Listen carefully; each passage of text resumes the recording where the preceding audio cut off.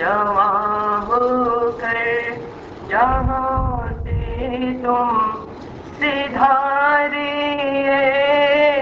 علی اکبر، جواں ہو کر جہاں سے تم جیے اب ماں بتا کس کی سہارے علی اکبر، جواں ہو کر جہاں سے تم سفینہ ڈوبتا ہے ماں کا مجھ دھر میں بیٹا، سفینہ ڈوبتا ہے ماں کا مجھ دھر میں بیٹا، لگائے کون کشتی آپ کنارے اے علی اکبر، جواں ہو کر جہاں سے تم بڑی امید وابستہ تھی تم سے، جب جواں ہوگے بڑی امید وابستہ تھی تم سے، جب جواں ہوگے پھوپھی کے ماں بہنوں کے سہارے اے علی اکبر، جواں ہو کر جہاں سے تم بلائیں چاند سے چہرے کی لوں ایک بار تو آ جا، بلائیں چاند سے چہرے کی لوں ایک بار تو آ جا، نظر کا ماں تیری صدقہ اتارے اے علی اکبر، جواں ہو کر جہاں سے تم شمع روتی رہی گڑی الجواں کی دیکھ کر سورج، شمع روتی رہی گڑی الجواں کی دیکھ کر سورج، وہ جب ماں نے تیرے گیسو سنوارے اے علی اکبر، جواں ہو کر جہاں سے تم لگائی آس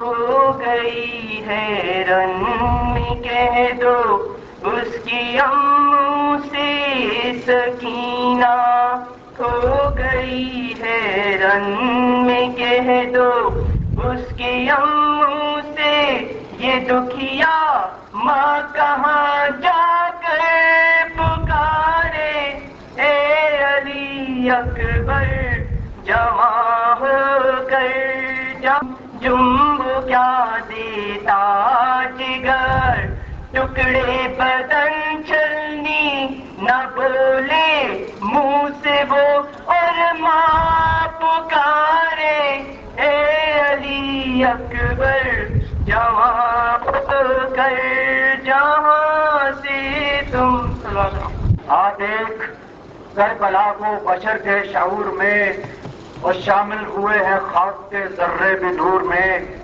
تاثیر خون ابن علی ہے کہ آج تک، تاثیر خون ابن علی ہے کہ آج تک، اور جھکتا ہے آسمان بھی زمین کے حضور میں۔ اب میں جناب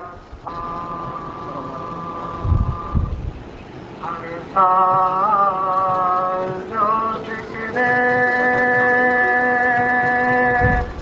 شہداء کرتے ہیں، ہر سال جو ذکر شہداء کرتے ہیں،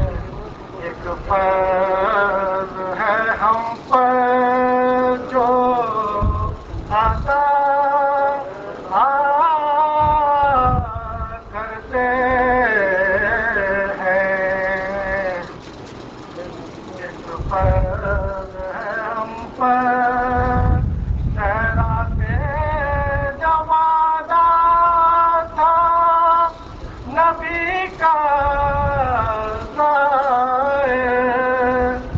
خیرات جوادہ تھا نبی کا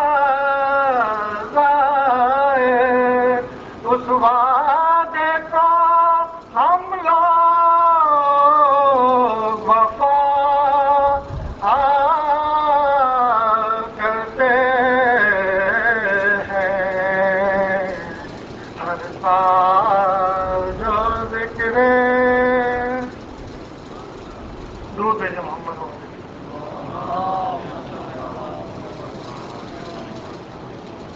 جناب علی اکبر بچے کے چمپن فاتحہ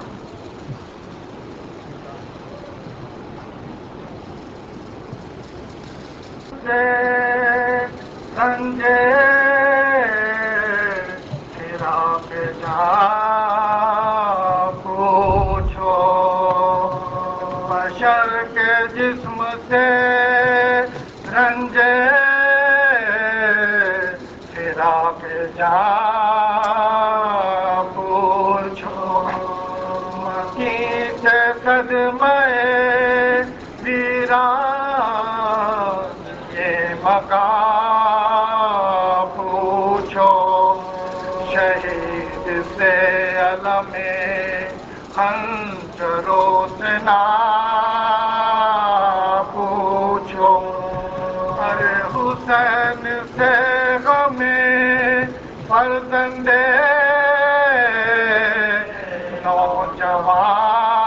نوجوان پوچھو حسین سے غم فرزند نوجوان پوچھو ہوا ورود خزاں باغ زندگانی میں پدر سے چھوٹ گئے موسم جوانی میں پدر سے چھوٹ گئے موسم جوانی خدا پدر کو نہ دکھلائے مرگ رات جا گلے جا زخمی ہو جب دل کو پھر قرار کا ادھر تو سینے اکبر سے گزری نو کے سینہ ادھر لہو ہوا چشم امام دی سے روا ادھر لہو ہوا چشم امام دی سے روا تڑپ کے جانب گردوں نگاہ کی شہر زمین ہل گئی کیسی آہ کی شہر زمین ہل گئی کیسی آہ کی شہر پکارتے ہوئے دوڑے میرے شہید پسر میرے جوان میرے محروم میرے شہید پسر میرے حسین میرے یوسف میرے رشید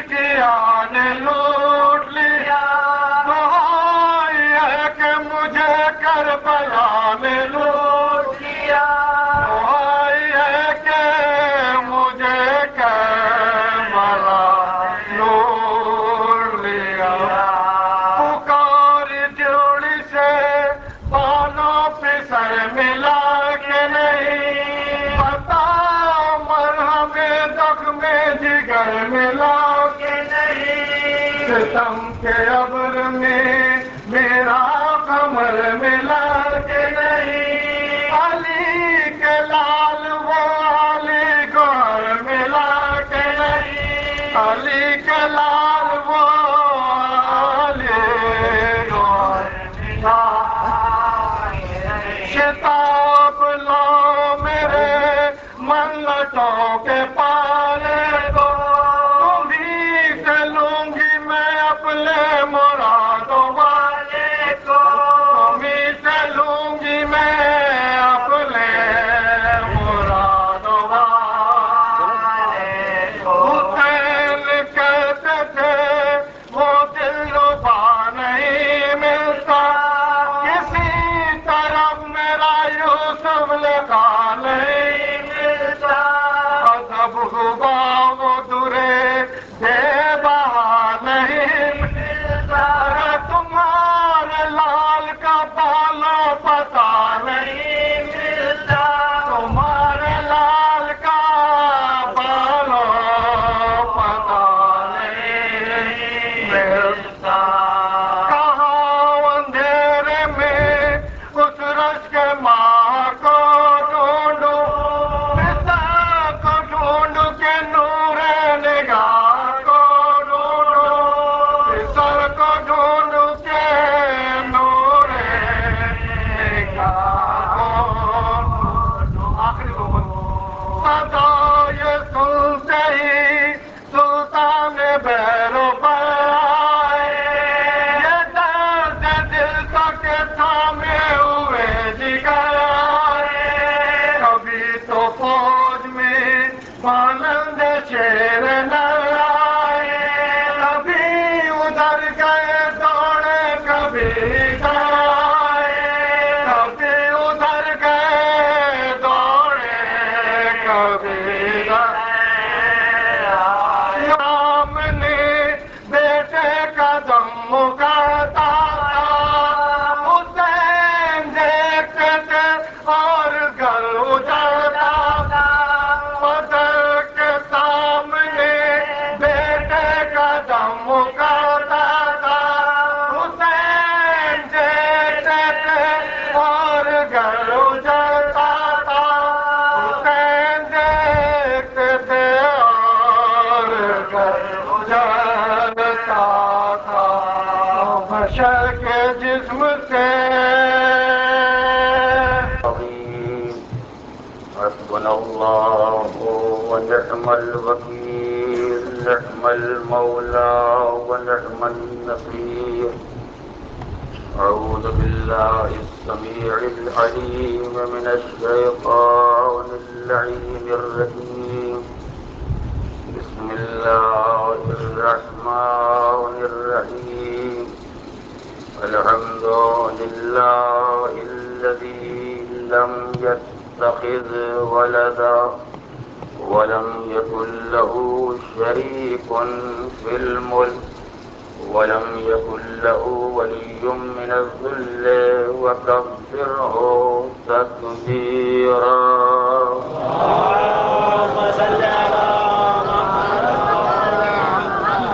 والصلاة والسلام والتحية والإكرام على الرسول النبي الأمي الذي أرسله بالحق بشيرا ونذيرا وداعيا إلى الله بإذنه وسراجا منيرا، سيدنا ومولانا أبي القاسم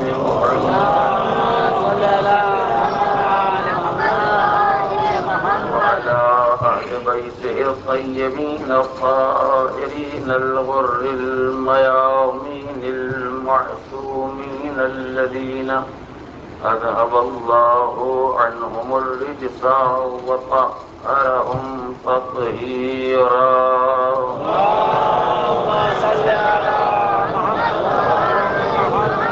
أما بعد فقد قال الله الحكيم في كتابه الكريم: بسم الله الرحمن الرحيم.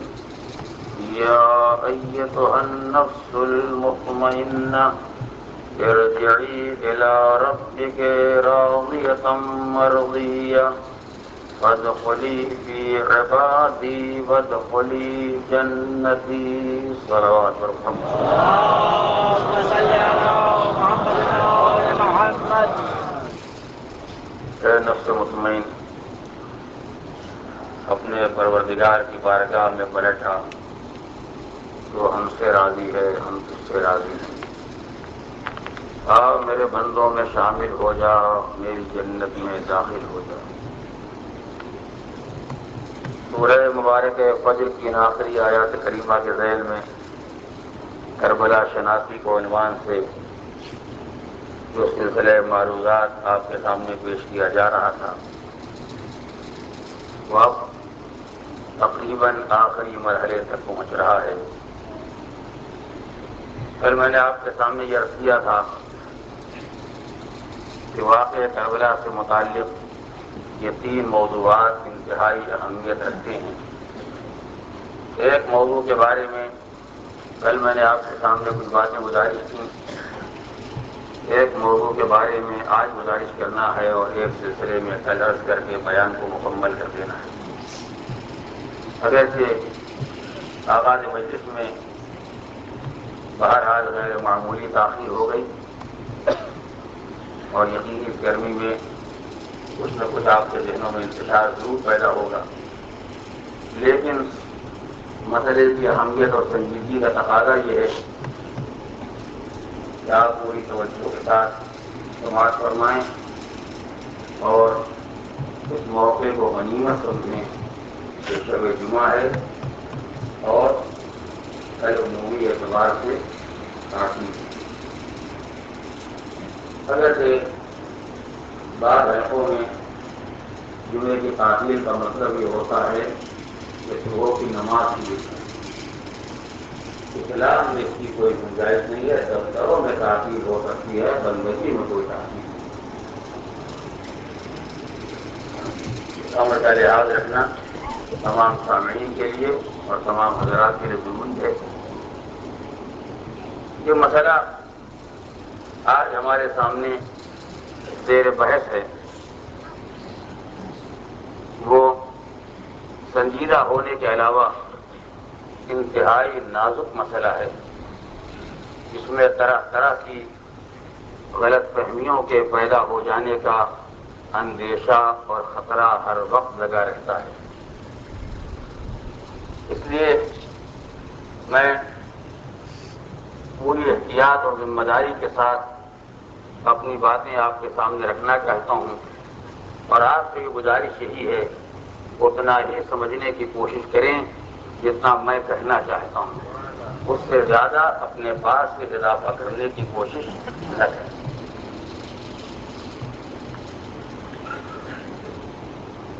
واقعہ کربلا کے سلسلے میں ایک بڑی عام بات ہے جو مختلف حلقوں میں ہر دور میں دہرائی گئی اور جیسے جیسے واقعہ دنیا میں عام ہوتا جا رہا ہے اور اس کی عظمت کا احساس بڑھتا جا رہا ہے ویسے ہی ویسے اجنبی افراد کو یہ خیال پیدا ہوتا جا رہا ہے کہ کہیں ایسا نہ ہو کہ اس واقعے کو سننے کے بعد کوئی نگاہ بلا سبب ہماری طرف اٹھ جائے.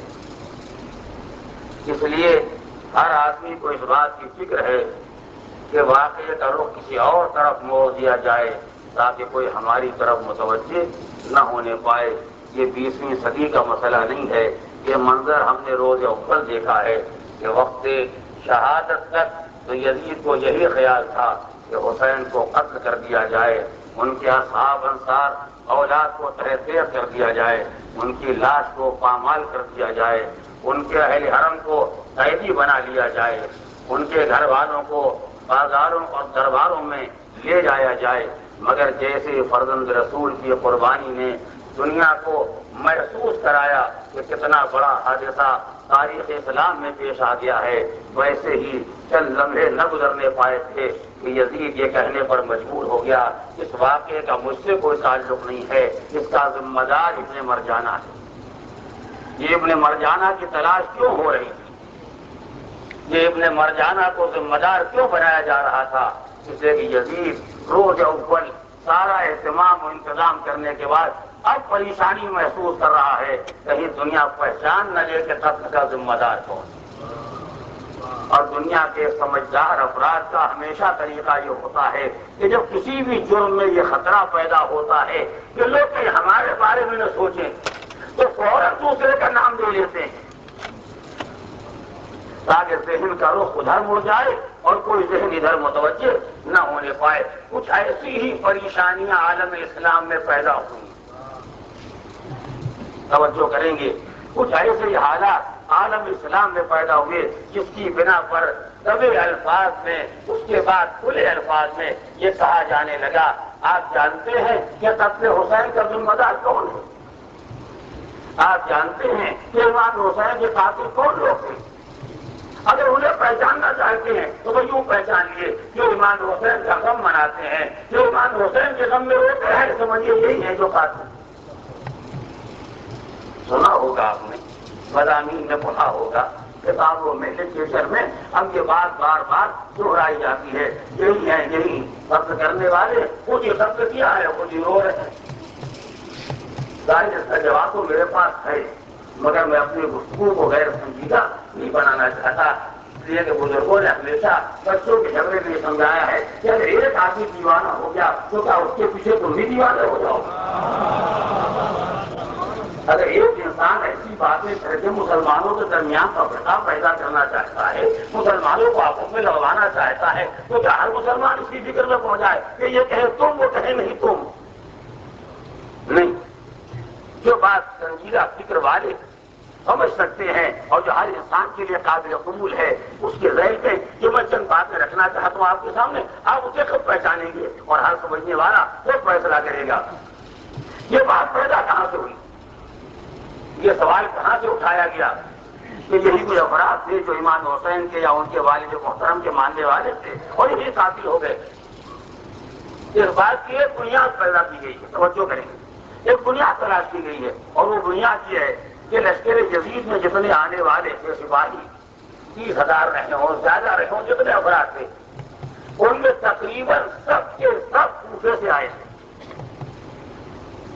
توجہ کریں، شام کا کوئی سپاہی نہیں تھا، اور اگر رہے ہوں گے تو ناقابل ذکر افراد تھے، لیکن عموماً جو لشکر یزید میں افراد اکٹھا ہوئے تھے فرزند رسول کا خون بہانے کے لیے، مورخین یہ کہتے ہیں کہ وہ تقریباً سب کے سب کوفے والے تھے۔ تو چونکہ سب لائے گئے تھے کوفے سے یا آئے تھے کوفے سے، لہذا لوگوں نے اب یہ حساب لگایا، کوفہ وہ جگہ ہے کہ جہاں 20 سال پہلے امام حسین کے والد محترم کی حکومت تھی۔ 40 ہجری تک کوفے میں مولا کائنات کی حکومت تھی، اور سن 61 کے آغاز میں واقع کربلا ہوا، تو 20 سال پہلے چونکہ علی وہاں حکومت کر رہے تھے، لہذا جتنے کوفے میں تھے وہ سب علی والے تھے۔ توجہ کریں گے، سلسلے کی کڑیاں ملائے بات کہاں سے کہاں لے جائی جا رہی ہے، کیونکہ 20 سال پہلے علی کی حکومت تھی، جتنے وہاں تھے وہ سب علی والے تھے، اور وہیں سے لوگ لائے گئے تھے کربلا میں، اور انہی لوگوں نے علی کے لال کو قتل کیا۔ اور سمجھدار مورخ اب بھی کہتا ہے کہ علی کے بیٹے کے قتل کرنے والے علی والے تھے۔ اس عقل کا میرے پاس تو کوئی علاج نہیں تھی، لیکن جو باتیں میں بھی آپ کے سامنے رکھوں گا، چاہتا ہوں کہ میرے تمام سننے والے اگر حقائق سے بے خبر ہیں تو جہاں جہاں میری آواز پہنچ رہی ہے پوری تاریخی حقائق کو پڑھیں۔ اگر واقعات کا فیصلہ یوں ہی ہوتا ہے کہ چونکہ 20 سال پہلے علی کی حکومت تھی، لہذا اس کا مطلب یہ ہے کہ کوفے میں جتنے تھے سب علی والے تھے، اور کیونکہ کوفے میں سب علی والے تھے لہذا جتنے آئے تھے قتل کرنے کے واسطے وہ سب علی والے تھے۔ جملہ مجھے بھی کہنے دیے، اتنا تو یاد رہ گیا کہ 20 سال پہلے کوفے میں علی کی حکومت تھی، لہذا سب علی والے تھے۔ تو اتنا اور بتا دو کہ اسی کوفے میں اے نعرہ نواز میں جب علی کو قتل کیا گیا تو یہ قتل کرنے والے کہاں والے تھے؟ گرتا گرتا ہاتھ علی کے قتل میں، چاہے اس میں ملزم ہو، چاہے وہ عورت جو تصویر کرنے والی ہو، یا وہ آدمی جو ساتھ دینے والا ہو، یا وہ جو تلوار فراہم کرنے والے ہو، یا وہ افراد جو زہر فراہم کرنے والے، یہ سب کہاں والے تھے؟ وہاں کو بیٹے کے مسئلے میں تو آپ نے طے کر لیا، یہ بات کو چاہنے والے بیٹے کے ساتھ ہی ہو گئے، لیکن ابھی تو مسئلہ آخری کا ہے،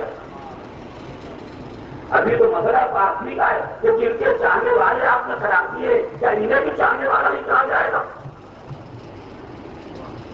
اور نہیں کرنا، کیا انہیں بھی چاہنے والا کہا جائے گا؟ یعنی کہ دوست سے مخلص محبت میں چلا کاٹ دیا، محبت میں سر تلوار چلا دی، محبت میں فرق مبارک کو زخمی کر دیا، کیا یہ بھی کوئی صاحب یا تو سوچ سکتا ہے؟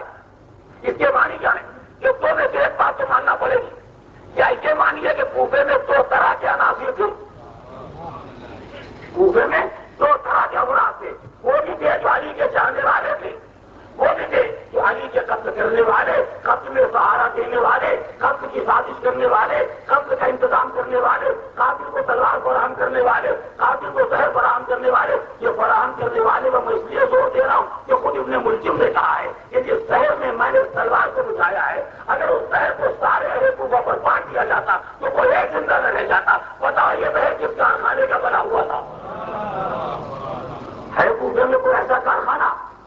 کوفے میں کوئی ایسی فیکٹری یا ایسا زہر بنتا ہو کہ تلوار کو بجا دیا جائے، تو سارے کوفے میں اگر یہ زہر پاٹ دیا جائے تو کوئی ایک انسان زندہ رہ جائے؟ جبکہ کوفہ کے چھوٹے موٹے محلے کا نام نہیں تھا، کوفہ میلوں میں آباد علاقہ تھا، وہ زہر کہاں سے آیا تھا؟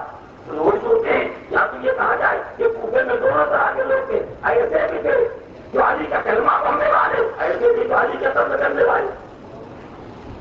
تو میں بات کہہ کے سوچتے دیکھیے گا، ایسے بھی تھے جو علی کا کلمہ پڑھنے والے، اور اسی کوفے میں ایسے بھی تھے جو علی کو قتل کرنے والے۔ اور یہی کوفہ سن 40 سے بڑھ کے 61 تک آیا۔ توجہ کریں، یہی کوفہ 40 سے آگے بڑھ کے سن 61 تک آیا، تو دونوں اس میں باقی رہ گئی۔ جو کل علی کے قتل کی سازش کر رہے تھے وہ آج فرزند علی کے قتل میں شریک ہو گئے، جو کل علی کا کلمہ پڑھنے والے تھے وہ آج کسی نہ کسی طریقے سے حسین کی نصرت کے لیے آ گئے۔ ہم نے اسی کوفے میں ان ظالموں کو دیکھا ہے جو لشکر یزید کے سپاہ سالار تھے، اور اسی کوفے میں اس حبیب ابن مظاہر کو دیکھا ہے جو کسی نہ کسی شہر سے نصرت حسین کے لیے آ گیا۔ ایک صلوات پڑھیں محمد علیہ۔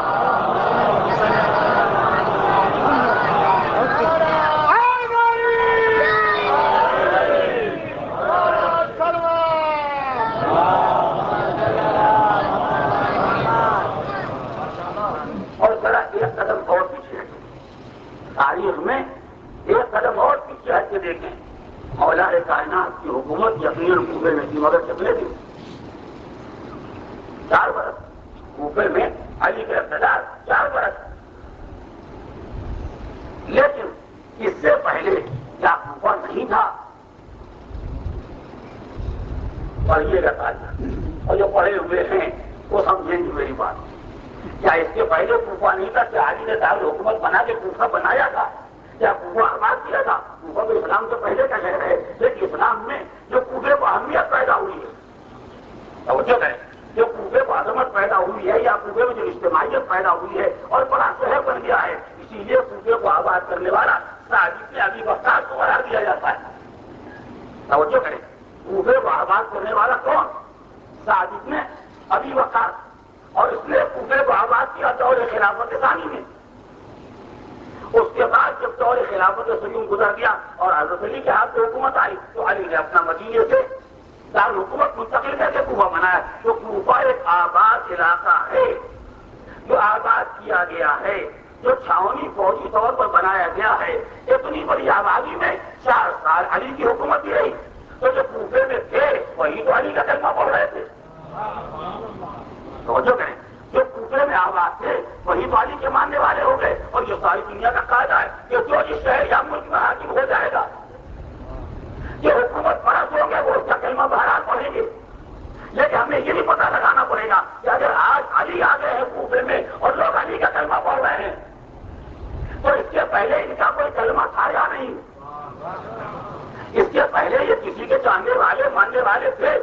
زمین سے اگنے والے آسمان سے برسنے والے لوگ تھے.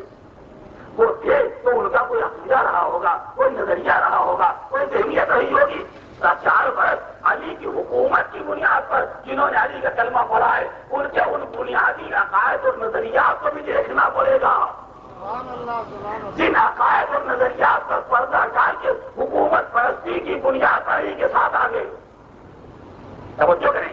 نہیں, میں اور واضح کرنا چاہتا ہوں, اگر علی حاکم ہونے کے بجائے فقط ایک امام, ایک صاحب علم و کمال ہونے کی حیثیت سے کوفے میں آتے اور اہل کوفہ علی کا کلمہ پڑھنے لگتے تو ہم کو یہ اندازہ ہوتا یہ وہ لوگ ہیں جو کمال کا کلمہ پڑھتے ہیں, یہ وہ لوگ ہیں جو علم کے پرستار ہیں, یہ وہ لوگ ہیں جو فضائل کے قدرداں ہیں. مگر علی آئے تو باحثیت حاکم آئے, اور جب باحثیت حاکم آئے تو علی کے قدرداں نہیں پیدا ہوئے, حکومت کے قدرداں پیدا ہوئے. نہیں, اس جملے کو نہ بھولیے گا.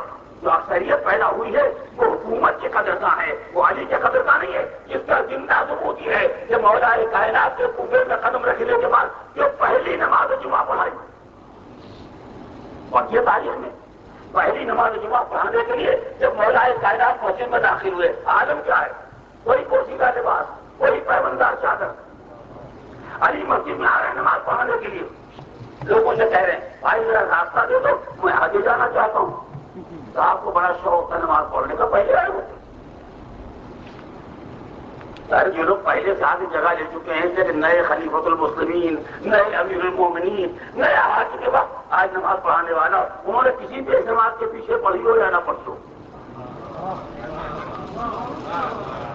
کبھی نماز پڑھی ہو یا نہ پڑھی ہو, اگر جب معلوم ہو جائے کہ حاکم کے وقت نماز پڑھانے والا ہے تو یوں بھی کہیں آپ کو اگر معلوم ہو جائے کہ آج حاکم کا لیکچر ہونے والا ہو, مرد ہو عورت ہو کوئی بھی ہو, سب اکٹھا ہو جاتے ہیں. ہم 2 گھنٹے بولتے رہنا آئیں گے, لیکن معلوم ہو جائے سربراہ مملکت کا لیکچر ہونے والا ہے, وزیر اعظم بولنے والے ہیں, اور آزاد تقریر کرنے والے, تو چاہے تماشائیوں کا مجمع صحیح مگر اکٹھا تو ہو جاتا ہے. تو حکومت کی پرستاری کا جذبہ یہ تو ہر دور میں رہا ہے. لہٰذا بعد جو مجمع آیا ہے, اگر آپ کو نماز پڑھنے کا شوق تب پہلے آئے ہوتے, آئے تو میں دیر سے آیا مگر راستہ تو دے دو, نہیں آگے نہیں جا سکتے, آپ پیچھے بیٹھ جائیے جہاں جگہ.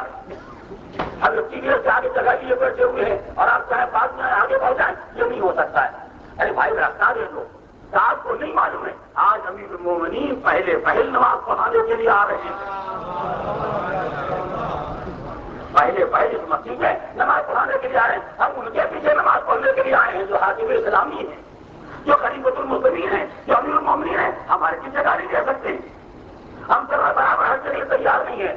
جب مولا کائنات نے کہا مگر مشکل ہے کہ جس کے پیچھے تم نماز پڑھنا چاہتے ہو, اگر مجھے آگے نہ جانے دو گے تو نماز نہ ہو سکے,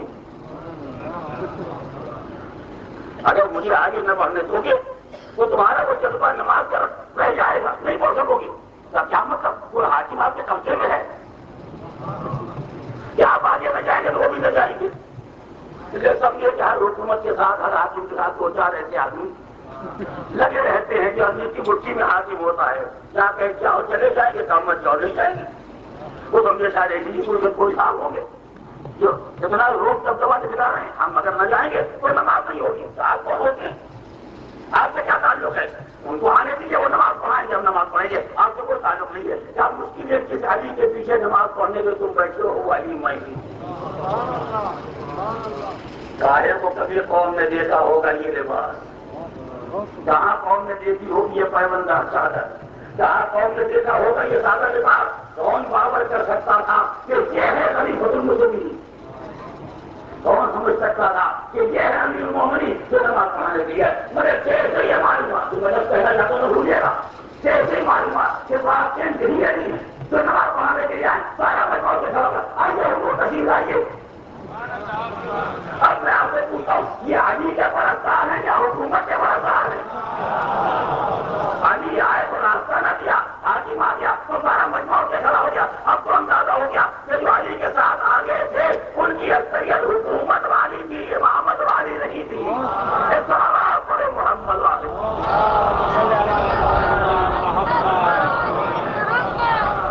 تو جہاں ہر حکومت کے ساتھ وابستہ رہے, اب آج یہ حاکم ہو گئے, چلو ان کے ساتھ بھی وابستہ ہو گئے.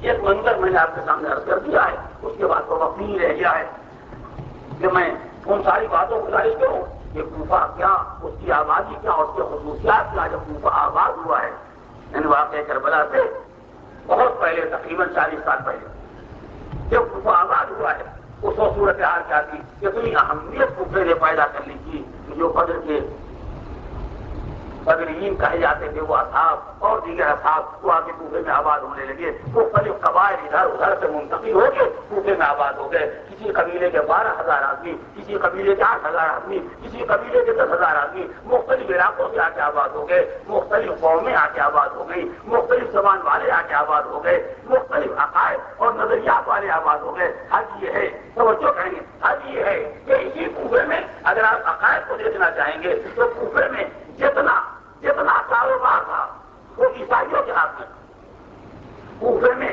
جتنے سازشی کاروبار تھے وہ سب یہودیوں کے ہاتھ میں. کوفے میں سارے مسلمان بھی تھے اور کوفے میں خارجی بھی آباد تھے. توجہ کریں، ایسا نہیں ہے کہ کوفہ کی مخلصین کی بستی کا نام ہو. میں اس کی دلیل بھی آپ کے سامنے گزارش کروں گا. اسی لیے مولا کائنات بار بار اہل کوفہ کے حرکات پر، ان کے اقدامات پر تنقید کرتے رہے. یہاں تک کہ وہ منزل بھی آئی جب جناب امیر نے خود یہ کہا کہ اگر شام کا حاکم مجھ سے درہم و دینار کا سودا کرنا چاہے تو میں تیار ہوں. درہم و دینار کے سودے کی معنی سمجھا؟ جو بچے نہیں جانتے انہیں بتانا چاہتا ہوں. درہم و دینار کا مطلب یہ ہوتا ہے کہ 1 دینار میں 10 درہم، یعنی حاکم شام اگر درہم و دینار کا سودا کرنا چاہے یعنی ہم سے لے لے 10 اور اپنی فوج کا دے دیجیے تو ہم اس سودے کے لیے بھی تیار ہیں. کیوں؟ اس کا راز خود امیر المومنین نے اپنے خود میں بیان کیا ہے. جو نہج البلاغہ میں موجود ہے، جس نے پڑھا ہے اسے دیکھا ہے اور نہیں پڑھا ہے تو لوگ کیا کے پڑھیں. کسی قوم کے بارے میں کوئی نظریہ قائم کرنے سے پہلے اس تاریخ کو، ان حقائق کو پڑھنا ضروری ہے، ورنہ اس کا نام اتہام اور الزام ہے. اس کو نہ حقیقت کہتے ہیں نہ نظریہ کہتے ہیں. امیر المومنین نے جب اس سودے کی بات کی کہ میں صرف دے کے ایک لے سکتا ہوں. کیوں؟ کیا اس لیے کہ وہ سب متقی ہیں، وہ پرہیزگار ہیں، وہ صاحب ایمان ہیں؟ آپ نے وجہ بتائی. وجہ یہ ہے کہ تم جانتے ہو کہ میں تمہارا ایمان برحق ہوں. تم جانتے ہو کہ میں تمہارا ایمان برحق ہوں، مگر اس کے بعد بھی تم میری اطاعت نہیں کرتے. وہ جانتے ہیں کہ ان کا رہنما باطل پر ہے مگر پھر اطاعت کرتے. اور کیا میں حق پر ہوں تم جانتے ہو مگر تم میری بات نہیں مانتے. میں تم سے جہاد کے لیے کہتا ہوں تو تم جہاد کے لیے تیار نہیں ہوتے. حکم دیتا ہوں تو عمل نہیں کرتے ہو. اور وہ جانتے ہیں کہ ان کا رہنما باطل پر ہے مگر اس کے بعد بھی اطاعت کرتے ہیں. تو جذبہ اطاعت ایک قابل قدر جذبہ ہے، کسی قوم میں پیدا ہو جائے. ظاہر ہے کہ باطل کی ایسی اطاعت کر سکتا ہے. اگر اس میں شعور حق پیدا ہو جائے تو جذبہ اطاعت میں اور فروغ پیدا ہو جائے گا. یہ کوفے کی صورتحال ہے جو خود مولا کائنات نے بیان کی ہے. اب آپ خود اندازہ کریں کہ جن کو دے کے 10 دے کے علی 1 لینے پر تیار ہو جائے، کیا ان کو بھی علی والا کہا جائے گا؟ اس لیے کہ اگر یہ علی والے علی کی نگاہ میں ہوتے تو مولا کائنات 1 انڈے کا دینے کے لیے تیار نہیں ہو سکتے تھے. مگر ان کو اپنے سے الگ کرنا، اپنے سے جدا کرنا اسی لیے چاہتے ہیں. یہ وہ ہیں کہ مجھے حاکم دے کے میرے ساتھ آگے ہیں، وفادار نہیں ہیں، وفادار نہیں ہے. اور جو ایسے بے وفا افراد ہیں ان کو علی کا پیرو، علی کا چاہنے والا، یہ علی والا کسی قیمت پر نہیں کہا جا سکتا. یہ کوفے کے ماضی کی صورتحال ہے. توجہ کیا ہے؟ تو دونوں طرح کے عقائد، دونوں طرح کے نظریات، دونوں طرح کے افراد اس کوفے میں پائے جاتے ہیں. اس کے بعد جب امام حسین مدینے سے چل کے مکے آئے اور مکے میں امام حسین نے قیام کیا، 28 رجب کو امام حسین نے مدینہ چھوڑا. توجہ کریں گے، 28 رجب کو مدینہ چھوڑا اور 5 شعبان کو امام حسین مکے میں آ گئے. 5 شعبان سے 8 ذوالحجہ تک، شعبان کا مہینہ، رمضان کا مہینہ، شوال کا مہینہ، ذوالقعدہ کا مہینہ، یہ 4 مہینے امام حسین مکہ مکرمہ میں رہے. اس 4 مہینے کے دوران جب لوگوں کو معلوم ہوا کہ فرزند رسول کو اتنا ستایا گیا ہے کہ امام حسین نے وطن چھوڑ دیا اور حرم خدا تک آ گئے ہیں، جن لوگوں نے جیسے محسوس کیا ہو اور جتنا محسوس کیا ہو کہ امام حسین کیوں اٹھے ہیں اور امام حسین نے کیوں قیام کیا ہے؟ ایسے افراد بھی تھے جنہوں نے اس موقع کو بہترین غنیمت موقع جانا کہ جب ظلم اس منزل پر آ جائے کہ نبی کے نواسے کو وطن میں نہ رہنے دے تو ایسے ظالموں کے خلاف آواز اٹھانا آسان ہے، نبی کے نواسے کی مظلومیت کا سہارا لے کے۔ لہذا کوفے میں ایسے افراد پیدا ہوئے، سلیمان ابن سرد، مسیب، حبیب ابن مظاہر اور ایسے افراد۔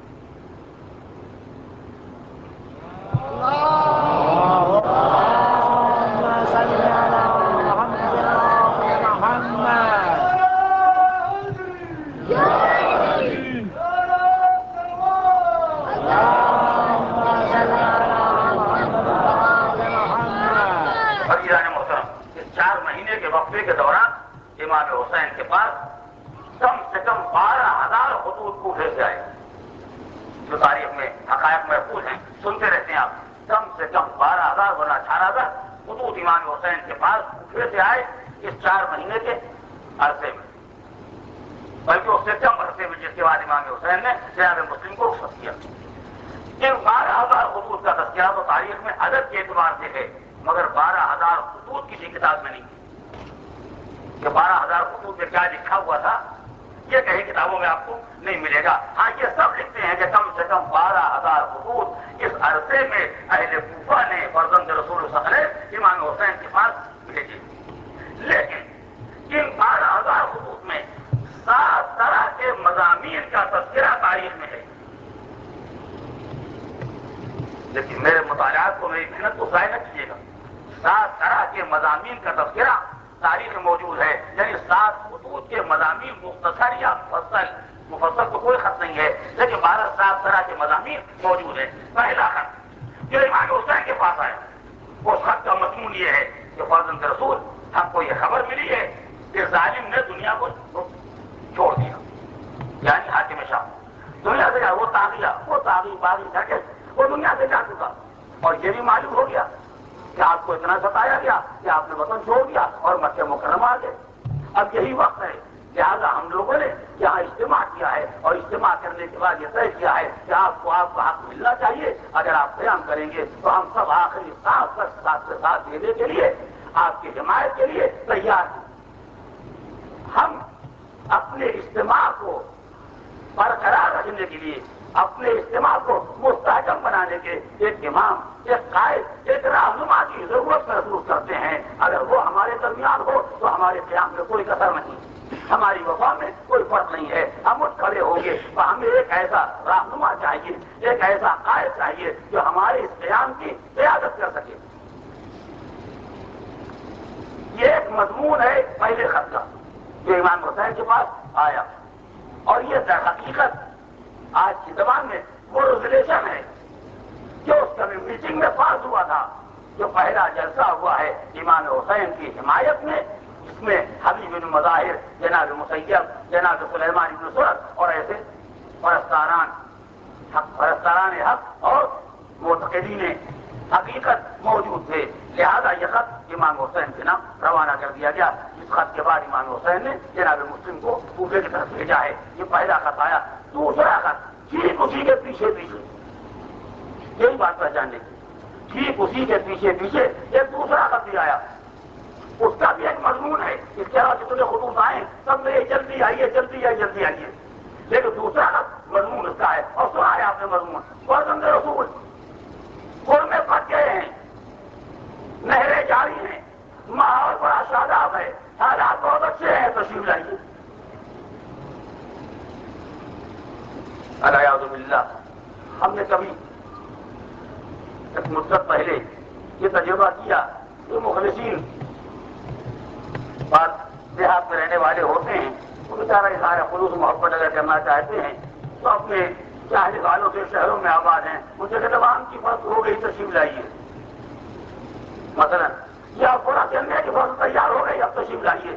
تو یہ جو عام کی فصلیں بلاتے ہیں کاہے کے لیے بلاتے ہیں؟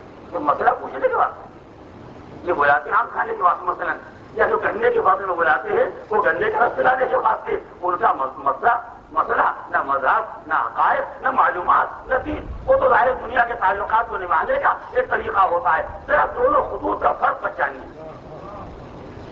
ایک خط آتا ہے کہ ہم کو یہ معلوم ہوا کہ اس باغی تاغی کا انتقال ہو گیا، ہم کو یہ معلوم ہوا کہ آپ کو وطن سے باہر کر دیا گیا، ہمیں یہ معلوم ہے کہ آپ کے علاوہ حقدار خلافت اسلامیہ کوئی نہیں ہے، آپ اٹھنے کے لیے تیار ہو، ہم جان دینے کے لیے تیار ہیں، اس لیے کہ ہم کو اس اجتماع کے لیے ایک قائد چاہیے، اور ہم نے اتنا انتظام کر لیا ہے کہ ہم کوفے کے حاکم کے پیچھے نماز نہیں پڑھتے ہیں، اس لیے کہ یہ ناہل بادشاہ کا نمائندہ ہے۔ یہ ایک مضمون ہے، اور دوسرا مضمون گھر میں پک گئے ہیں، نہریں جاری ہیں، ماحول شاداب ہے، حالات عمدہ ہیں، تشریف لائیے۔ آپ دونوں مضامین کو پڑھنے کے بعد خود سوچیں کیا یہ دونوں مضامین ایک طرح کے ذہن کی پیداوار ہو سکتے؟ نہیں، بڑی عجیب و غریب بات ہے، اسے آپ پہچان لیں تاکہ میں سلسلے کو آگے بڑھاؤں، تھوڑی سی ہمت ضرور ہوگی لیکن بعد مسئلے کو حل ہونا ہے۔ کیا یہ دونوں مضامین ایک طرح کے ذہن کی پیداوار ہو سکتے ہیں؟ یعنی وہ آدمی جس کو ابھی انقلاب کی فکر تھی، وہ آدمی جس کو قیام کی فکر تھی، وہ آدمی جس کو ابھی ایمان کی فکر تھی، وہ آدمی جسے نماز جماعت میں جانا چھوڑ دیا کہ وہ نااہل ہے، وہ آدمی جو چاہتا ہے امام حسین آ جائیں تاکہ ان کے ہاتھوں پر بیعت کر کے اور قیام کریں، اسلام کو زندہ کرنے کی تحریک کو آگے بڑھائیں، اس آدمی کو فکروں کے خود میں پک گئے یا کچے رہ گئے، نہریں جاری ہیں یا ان کا پانی خشک ہو گیا ہے؟ یہ دونوں فکریں بتا رہی ہے کہ پہلا خط دیندار ذہن کی ترجمانی کر رہا ہے اور دوسرا خط دنیا دار ذہن کی ترجمانی کر رہا ہے کہ جہاں خرمے چاہیے، پانی چاہیے، آرام چاہیے، نہ امام چاہیے، نہ ہدایت چاہیے۔ توجہ کیا؟ یہ تو دو ذہن ہیں، دو ذہن کی پیداوار ہے۔ اب دونوں کی دستخط پہچانی ہے۔ جب پہلا خط آیا میں نے نام بتا دیا آپ کو، لیکن لوگوں نے دستخط کیے جناب سلیمان ابن سرد، حبیب بن مظاہر، جناب مسیب اور ایسے ایسے افراد، اور دوسرا خط جو آیا حبیب ابن نمیر جیسے، عمرو ابن حریث جیسے، شبیب ابن ربیع جیسے، یعنی جتنے کربلا میں لشکر یزید کے سردار تھے۔ توجہ کیا؟ یہ عجیب بات ہے جو دونوں خط لکھنے والے تھے، قدرت کا بھی انتظام دیکھیے تاکہ حقائق بالکل بے نقاب ہو جائیں۔ یہ عجیب اتفاق ہے کہ دونوں طرح کے خط لکھنے والے کربلا میں آگے اکٹھا ہو گئے، سب نے صحیح تو کچھ اس خط والے آ گئے، کچھ اس خط والے آ گئے، اور جو نہیں آ سکے انہوں نے واقعہ کربلا کے بعد تو وابیر کی جماعت کے ساتھ قیام کر کے اعلان کیا کہ ہم شہادت حسین کا انتقام لینا چاہتے ہیں، یعنی ہم آپ بھی حسین کے ساتھ ہیں جیسے پہلے حسین کے ساتھ تھے۔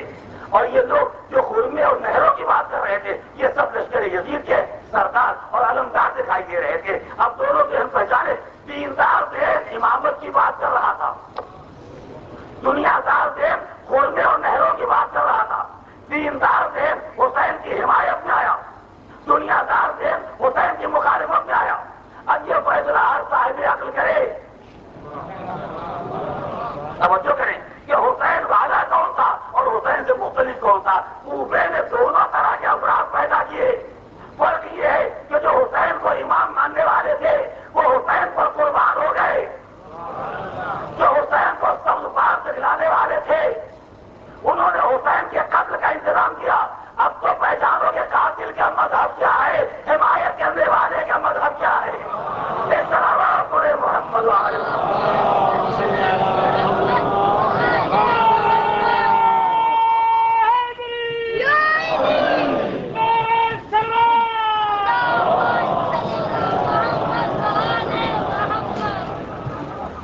میں نے چند تاریخی حقائق آپ کے حوالے کر دیے تاکہ یہ باتیں آپ کو ذہن عالی میں محفوظ رہیں، لیکن اب زیادہ طول دینے کا موقع نہیں ہے کہ وہ باتیں بہت سی گزارش کرنا ہے۔ اب جلدی جلدی دو جملے اور سن لیں، اور وہ یہ ہے کہ واقع کربلا کے بارے میں تو ساری دنیا جانتی ہے کہ امام حسین، ان کے اصحاب، ان کے خاندان والے یہ تھے شہید ہونے والے، اور جو بھی قتل کا ذمہ دار ہو اب وہ مورخین خود طے کریں گے کہ پھر یزید کہتا ہے ابن مرجانہ کہتا ہے یزید جو بھی ہو، یا یزید ذمہ دار ہو یا ابن زیاد ذمہ دار ہو، بالآخر قتل حسین کے ذمہ دار یا یزید ہے یا ابن زیاد ہے یا ابن سعد ہے یا سم ہے یا خولی ہے یا سنان ہے، جو بھی ہیں یہ تو ظاہر لوگ جانتے ہوں گے، جو ان سب کو پہچانتے ہیں وہ جانتے ہوں گے جو بھی ہے۔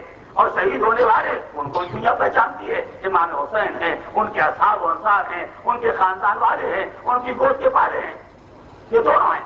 اب ایک بات مجھے گزارش کرنا، ہر بات بڑی نازک، لیکن بہرحال اس کے بغیر بات مکمل ہونے والی نہیں ہے۔ میں تو کہتا ہوں کہ وہ لوگ جو کہتے ہیں کہ علی والے کے جنہوں نے حسین کو قتل کیا، میں آج گزارش کرتا ہوں ان پوری 14 صدیوں میں کسی ایک علی کا کلمہ پڑھنے والے، علی کے ماننے والے کی ایک کتاب، ایک رسالہ، ایک مضمون، ایک لفظ، ایک جملہ کہیں جو ڈھونڈ کے نکالو کہ جس نے کبھی یزید کی حمایت کی ہو،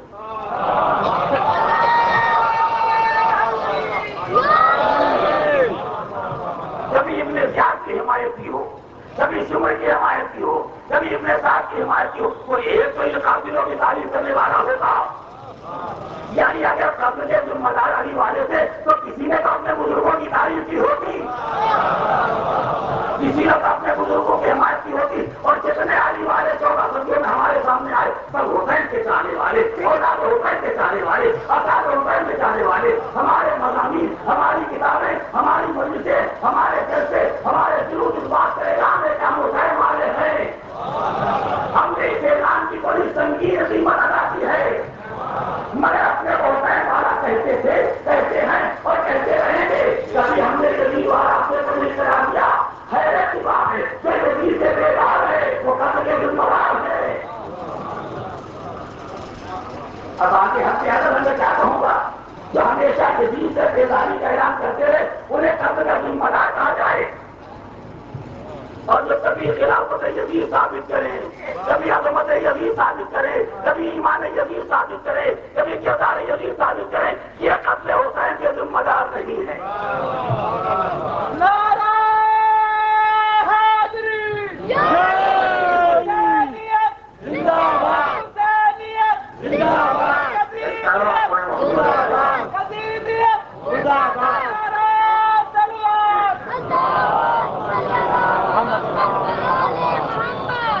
میں صرف بات کو تمام کرتے ہوئے 4 جملے 4 لفظ ہیں جو آپ کے حوالے کرنا چاہتا ہوں، اس سے ہر انسان اس بات کو پہچانے گا۔ میں کسی کو نہ ذمہ دار بنا سکتا ہوں اور نہ کسی کو ذمہ دار ڈالنا چاہتا ہوں، اور جس کا جی چاہے اپنی ذمہ داری قبول کرے، مجھ سے کوئی تعلق نہیں ہے، مگر یہ علامتیں ہیں۔ ایک لفظ ہے درمیان میں اپنے بچوں کے واسطے گزارش کرنا چاہتا ہوں، اور وہ بھی بہت ہی عجیب و غریب بات ہے۔ اگر آپ کے محلے میں آج پرانی تاریخ کا ذکر نہیں، آپ کے محلے میں آج کوئی قتل ہو جائے، خدا نہ کرتا کسی آدمی کو کسی نے قتل کر دیا، کس نے قتل کیا نہیں معلوم، ہم گئے وہاں، تو یہ فطری بات ہے۔ جب کسی کا مرڈر ہوتا ہے، قتل ہوتا ہے، تو پہلا سوال ہر آدمی یہ کرتا ہے کس نے مارا، چاہے کسی کو معلوم ہو چاہے نہ ہو، لیکن فطری بات ہے۔ مرحوم کے بارے میں کوئی کچھ پوچھے یا نہ پوچھے، اگر معلوم ہو جائے انتقال ہو گیا تو شاید لوگ پوچھیں گے کتنا چھوڑا، اولاد کون ہے، سامان کیا چھوڑا ہے، مگر قتل کا ذکر اگر آ جائے تو پہلا سوال جو ذہن میں آتا ہے اور ہر ایک کی زبان پر آتا ہے، قاتل کون ہے۔ محلے میں قتل ہو گیا، اب ہر ایک کو پریشانی، قاتل کون ہے۔ ہم نے کہا چلیے چل کے ان سے پوچھتے ہیں، گھر والوں کو معلوم ہوگا، ہم کیا جانے۔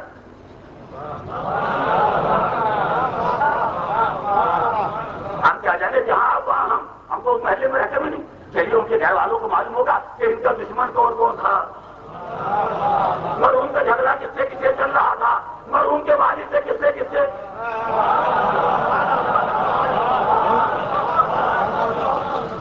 اب چلے چل کے پتہ لگائیں، وہاں پہنچے، دیکھا بڑا مجمع لگا ہوا ہے، اسے جس نے قتل کی خبر ہوئی سبھی آ گئے، اور سب اسی تفتیش شروع میں آئے ہیں کہ آخر یہ واقعہ ہوا کیسے، قاتل کون ہے، سب بڑے پریشانی ہے۔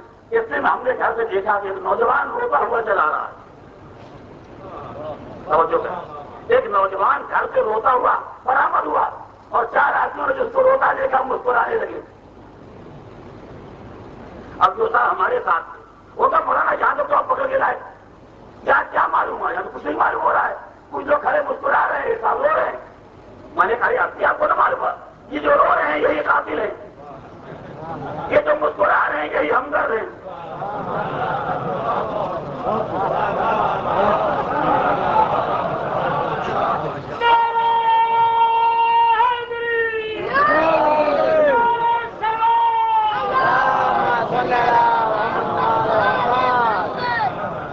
میں نے اپنے ساتھی پر مسئلے کو تو حل کر دیا، میں نے ہماری تو بہت آسان صورت ہے، یہ جو رو رہا ہے سمجھیے یہی قاتل ہے، اور مسکرا رہے ہیں. سمجھے سب مرحوم کے چاہنے والے، سب محبت کرنے والے، سب ان کے عاشق، ان کے فدائی، ان کے شہدائی. میں نے کہا تو انہوں نے کیا جواب دیا؟ ہم تو آپ کو مولانا سمجھدار پڑھا لکھا سمجھ کے آپ کے ساتھ آئے تھے. یہ نہیں اندازہ تھا کہ جرمنی میں عقل ایسی ماری جاتی ہے، انسان کا یہ حال ہو جاتا ہے. میں نے کہا میں نے کیا غلط کہا؟ میرے عجیب بے عقلی کی بات کر رہے ہیں، عجیب بے عقلی کی بات کریں. میں ظاہر خدا نہ کرتا کسی کے بارے میں کچھ کہہ نہیں سکتا ہوں، لیکن اگر کوئی حقیقت کو نہ سمجھے تو اتنا کہہ سکتا ہوں کبھی وقت پڑے تو میں آپ سے پوچھوں گا کہ مسکرانے والوں کو کافر کہا جاتا ہے یا رونے والوں کو کافر کہا جاتا ہے؟ ایک آواز پڑے محمد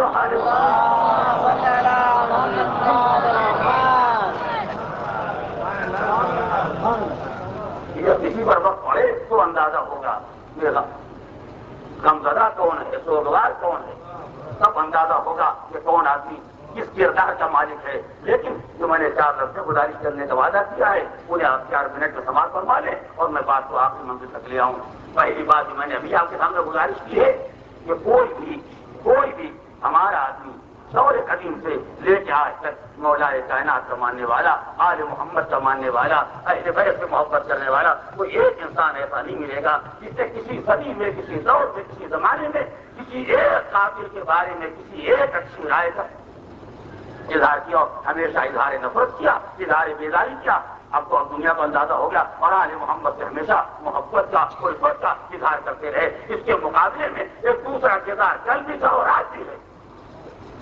اور جو کریں اس کا میں نہیں جانتا، لیکن ایک کردار کل بھی تھا اور آج بھی ہے جو کافروں سے ہمدردی رکھتا تھا اور رکھتا ہے، مگر مقتولین سے ہمدردی کا جذبہ نہیں پیدا ہوتا ہے. دوسرا جملہ آپ کو یاد دے رہا ہوں، جب برادران یوسف جناب یوسف کو کنویں میں ڈال کے چلے آئے، پہچانیے گا، جناب یوسف کو کنویں میں ڈال کے اپنی نادانش میں ان کی زندگی کا خاتمہ کر کے پلٹ کے آئے اور آگے بابا کو خبر سنائی ہم گئے تھے، یوسف کو سامان کے پاس چھوڑ دیا، بھیڑیا آیا ان کو کھا گیا. آپ کا خیال صحیح ہی تھا. جناب یعقوب نے پہلے کہہ دیا تھا بھیڑیے کی داستان پہلے بتا دیجیے ہونے والا ہے، یعنی یہ داستان کڑی جانے والی ہے، اس لیے کہ کافی بغیر داستان کرے اپنا کام چلا ہی نہیں سکتا. وہ دوسرے کو ذمہ دار نہ بنائے گا تو اپنے دامن کا کپڑا مٹائے گا کیسے؟ لہٰذا وہ کافی کو دے دیا آیا اور کھا گیا. جناب یعقوب نے یہ سنا اور رونا شروع کیا. اتنا روئے کہ خود قرآن مجید کہتا ہے اتنا روئے کہ آنکھیں سفید ہو گئی. تو جو باپ تھا جس کو محبت تھی، جس کا فرزند ہے، جو اپنے لال کا چاہنے والا ہے، اتنا رویا کہ آنکھیں سفید ہو گئی. اور جو کنویں میں ڈال کے آئے تھے ان کا بھی کردار سنی. وہ قرآن مجید کہتا ہے کہ انہوں نے باپ سے کہا اتنا زمانہ گزر گیا، بوڑھے ہو گئے، 12 بچوں کے باپ ہو گئے، مگر ابھی ہم آپ کو دیکھ رہے ہیں ذرا لیکن کبھی وہی پرانی گمراہی میں پڑے ہوئے، وہی پرانی گمراہی میں پڑے ہوئے ہیں. جو کردار آپ کی سمجھ میں آ گیا ہے نہیں. ایک کردار جناب یعقوب کا ہے جو اپنے بیٹے کو رو رہے ہیں، ایک کردار برادران یوسف کا ہے جو اس رونے کو گمراہی کرا دے رہے ہیں. اب بتاؤ یوسف کا قاتل یعقوب کو کہا جائے یا جو رونے کو گمراہی کہہ رہے تھے انہیں کہا جائے؟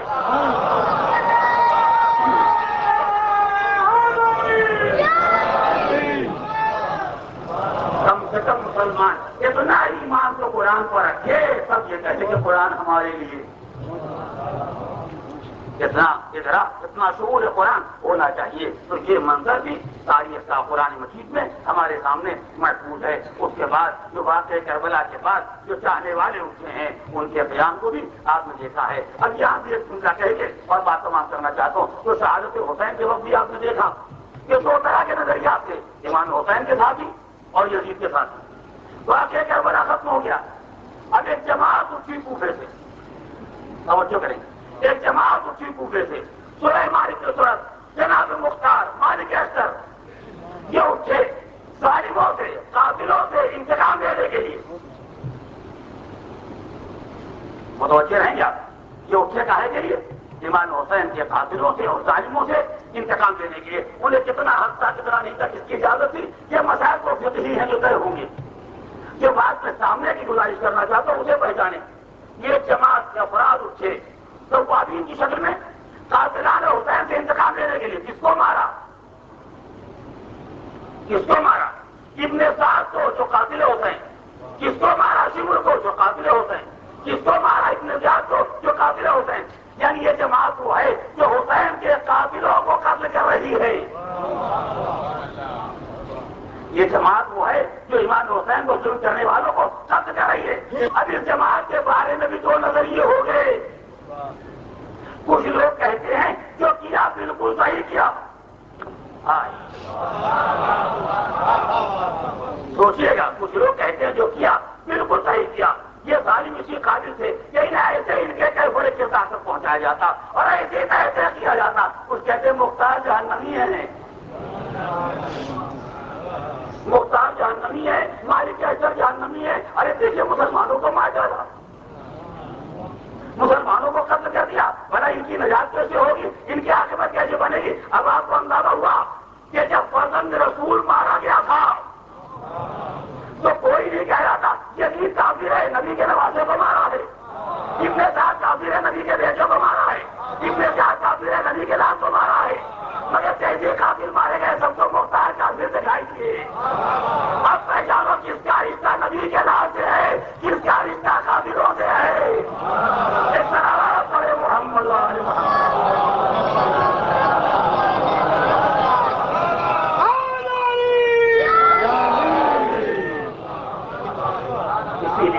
اسی لیے میں ہمیشہ گزارش کرتا ہوں کہ مسلمان باہمی جھگڑوں میں نہ پڑے، الیاذ باللہ، یہ فرقہ وہ فرقہ، یہ قاتل وہ قاتل نہیں۔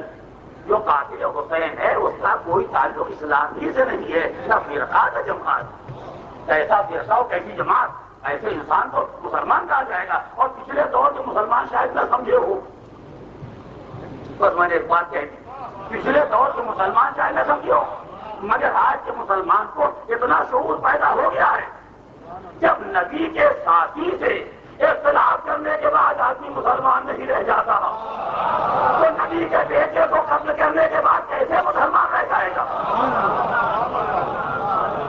ہم ایسے افراد کو مسلمان نہیں مان سکتے کہ ہم کہیں وہ اس فرقے کے تھے یا اس فرقے کے تھے۔ یہ فرقوں میں لڑوانے والے، یہ فرقوں میں جھگڑا ڈالنے والے، یہ وہ ہیں جو غیروں کی سازش پر کام کر رہے ہیں۔ کفر اپنی طرف سے نگاہ موڑنے کے لیے مسلمانوں کو آپس میں لڑوا رہا ہے۔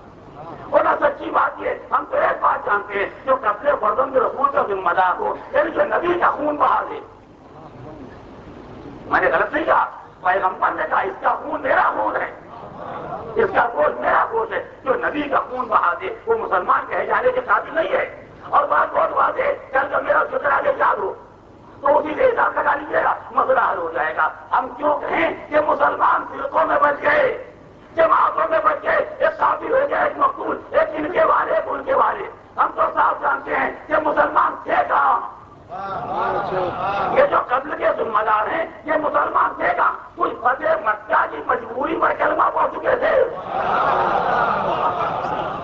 کچھ حالات کی نزاکت سے اسلام کا اعلان کر رہے تھے۔ ورنہ سچی بات یہ ہے کہ مسلمان سب آل رسول کے چاہنے والے اور حسین کے پرستار جو باہر والے آئے ان کو ان کی جماعت میں واپس کر دو، جو جبری کلمہ پڑھ چکے انہیں کفر کی طرف پلٹا دو، جو عیسائی عورت کا بچہ اس کو عیسائی کے حوالے کرو، جو یہودی عورت کا بچہ انہیں یہودی کے حوالے کرو۔ ایک طرح بڑے محمد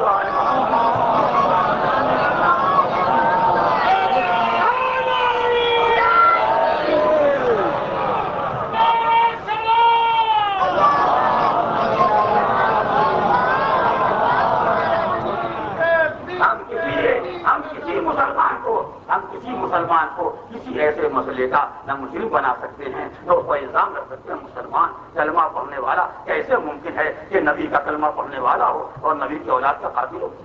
کیسے ممکن ہے کہ واقعاً کوئی انسان مسلمان ہو، واقعاً مسلمان ہو، حقیقی مسلمان ہو، اور اس کے بعد رسول کا گھر ہو جاؤ دے؟ یہ تو بات تصور میں کی جا سکتی ہے۔ باہر والے ہیں جو اپنے عیب پر پردہ ڈالنے کے بعد، جو اپنے عیب کو چھپانے کے واسطے چاہتے ہیں کہ مسئلے کو مسلمانوں کے درمیان ایسا جھگڑے میں ڈالتے ہیں کہ یہ قیامت تک لڑتے ہی رہ جائیں، کوئی ہم کو مڑ کے دیکھنے ہی نہ پائے۔ ورنہ ہم اس شہر کو بھی پہچانتے ہیں، اگر حاکم شام کے دربار میں عیسائی طبیب نہ ہوتا، تاریخ کا فکرہ ہے کہ حاکم شام کے دربار میں ایک عیسائی نصرانی طبیب تھا، اس کا کام تو فقط زہر بنانا، اسی لیے رکھا گیا تھا. اب کس کو زہر دینا تھا اللہ جانے. اگر وہ عیسائی طبیب ایسا زہر بنانے والا نہ ہوتا تو ابن ملجم کو ایسا زہر کہاں سے مل جاتا؟ اگر ایسے افراد نہ ہوتے تو یہ اتنے بڑے بڑے واقعات تاریخ اسلام میں کیسے ہو جاتے؟ یہ باہر والے ہیں، کفر والے، شرک والے، عیسائیت والے، یہودیت والے، جو ہمیشہ اسلام کے دشمن رہے. کوئی اپنے خیبر کا بدلہ لینا چاہتا ہے، کوئی اپنے مباہلے کا بدلہ لینا چاہتا ہے، کوئی بدروہت کا بدلہ لینا چاہتا ہے. وہ فرق یہ ہے کہ کچھ میں ہمت نہیں تھی، نہیں کہہ سکے. جس میں ہمت تھی اسے کہ یہ کاش میرے بدر کے بزرگ زندہ ہوتے تو خوش ہوتے کہ ہم نے بدلہ لے لیا. جو بدر کے کافر مقتولوں کا بدلہ لینے والا ہو کیا اسے بھی مسلمان کہا جائے؟ لہذا یہ مسئلہ مسلمانوں کے درمیان کا نہیں ہے. ابھی تو یہ مسئلہ مسلمانوں کے درمیان کا نہیں ہے، یہ مسئلہ اسلام اور کفر کا ہے. کفر نے اسلام کا لبادہ اوڑھ کے اپنے کو نقاب ڈال کے چاہا تھا کہ مسلمانوں میں داخل ہو کے خانواد رسالت کو تباہ کر دیا جائے، اسلام کی آواز کو دبا دیا جائے. یہ کفر کی حرکتیں تھیں. اور آج بھی اگر کوئی انسان ایسے افراد کی حمایت کرے تو اس کا مطلب یہ ہے کہ کچھ پیچھے ہاتھ ہیں، کچھ پیچھے طاقتیں ہیں جو ان کی زبان سے کہلوا رہی ہیں. ورنہ کسی مسلمان کا ضمیر یہ کہنے کے لیے تیار ہو جائے گا کہ نبی کے نواسے کا خون بہایا جائے، زہرا کے لال کو قتل کیا جائے اور اس کے بعد کہا جائے سچے مسلمان، واقعی مسلمان، حقیقی مسلمان کوئی انسان تصور نہیں کر سکتا. اس لیے میں نے آپ کے سامنے یہ باتیں گزارش کی ہیں اور اس سے زیادہ میں سب کی گفتگو کرنے کا عادی نہیں ہوں، لہٰذا اس کے آگے نہیں کہہ سکتا ہوں. اب تک جو سنجیدہ باتیں تھی وہ میں نے آپ کے سامنے گزارش کر دی. ورنہ مسئلے کو دیہاتی نے علماء سے اچھا حل کیا. جب ایک دیہاتی سے کسی آدمی نے کہہ دیا تم ظاہر کو روتے ہو، تمہارے باپ دادا نے تو مارا ہے، تو بیچارے بالکل سادہ دیہاتی انداز سے کہا اچھا وہ جنہوں نے مارا وہ ہمارے باپ دادا سے؟ کہا بالکل. تو تمہارے تو کوئی نہیں تھے، ہمارے باپ دادا پر دادا کوئی نہیں رہے، تمہارے تو کوئی نہیں دیتا. سنا ہمارے کوئی نہیں دیتا، ہمارے تھے. جو ہمارے تھے تو جی چاہے گا تعریف کرے گی، جی چاہے گا لعنت کرے گی. جب ہمارے ہی تھے تو جو ہمارا جی چاہے گا وہ کرے گا، ہمارا جی چاہے گا ہم تعریف کریں گے، ہمارا جی چاہے گا ہم لعنت کریں گے. اور جب کریں گے تو دیکھیں گے آپ کا حال کیا ہوتا ہے. آپ کا حال کیا ہوتا ہے جب آپ کا رد عمل سامنے آ جائے گا تو خود ہی واضح ہو جائے گا کون کس کا والا تھا. یہ سلامت پڑے محمد والے.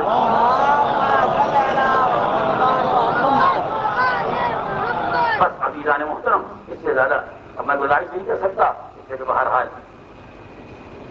میں اپنے بیان کو منزل مسائل تک لے جانا چاہتا ہوں. مگر اس سے پہلے ایک انتہائی ضروری بات ہے جس کی طرف میں نے کل بھی توجہ دلائی تھی اور توجہ دلانے کی بات میں آپ کو متوجہ ہیں. یہ فرش عطا اس شان سے قائم ہے اس میں مسئلہ خالی پیسے کا نہیں ہے، خدا کا وجود اہمیت رکھتا ہے، خدا کی شدت اہمیت رکھتی ہے، دنیا کے اعتبار سے بھی اور آخرت کے اعتبار سے بھی. آخرت کے اعتبار سے اجر کے لیے، ثواب کے لیے، عاقبت کے لیے، جنت کے لیے، کوثر کے لیے. اور دین میں اگر آپ دیکھیں گے تو ایک ایک انسان کا وجود اس فرش عطا پر کتنی اہمیت رکھتا ہے یہ نہ آپ سمجھیں گے نہ میں سمجھوں گا. یہ تو وہ ماں جانتی جس کی حسرت تھی، جس کی تمنا تھی، جس نے باپ سے پوچھا تھا بابا جب ہم نے کوئی نہ رہے گا تو میرے لال کی سب ادا کر.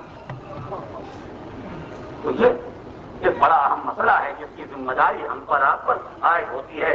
وجود کے اعتبار سے، شرکت کے اعتبار سے، تعاون کے اعتبار سے، ہر اعتبار سے اگر ذرہ برابر ہم نے کوتاہی کی اور خدا نہ کرتا اس وقار میں، اس عظمت میں، اس افتخار میں ذرہ برابر اگر کمی واقع ہو گئی تو اس کی مسئولیت اور ذمہ داری روز قیامت ہمارے ہاتھ میں گردن پڑے گی. ہم کو دکھیا ماں کو جواب دینا ہوگا.